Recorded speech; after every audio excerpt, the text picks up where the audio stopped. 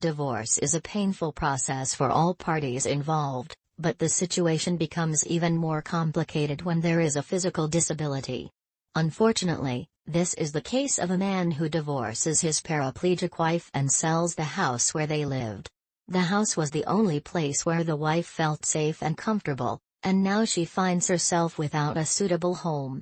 The situation is even more difficult because the wife was financially dependent on the husband, who has now left her without resources. The paraplegic wife now needs to find a new place to live, which can be challenging considering her special needs.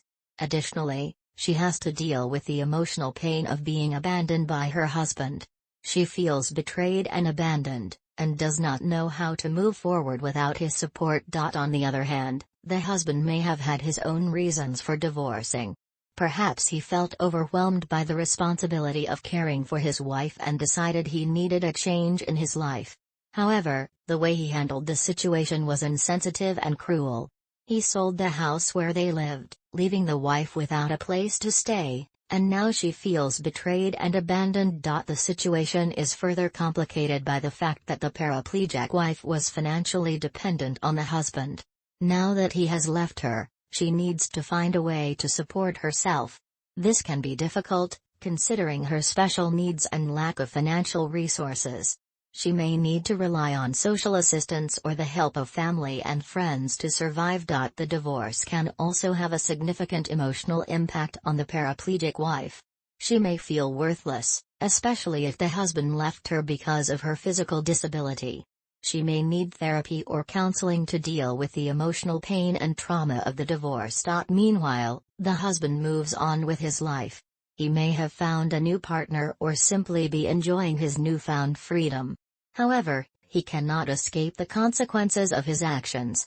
He may have to deal with guilt and remorse for what he did to his paraplegic wife. Ultimately, divorce is a difficult situation for all parties involved. However, it is important to remember that the paraplegic wife has legal and social rights that need to be protected. It is important for her to know her rights and seek legal and social help to protect them.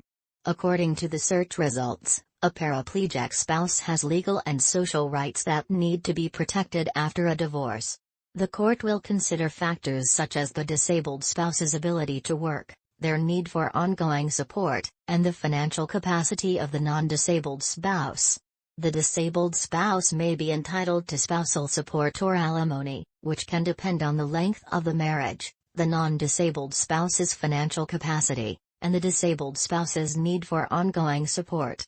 The disabled spouse may also have parental rights, even if interacting with their children requires supportive services. It is important for the disabled spouse to seek legal counsel to ensure a fair and appropriate child custody and support agreement is reached.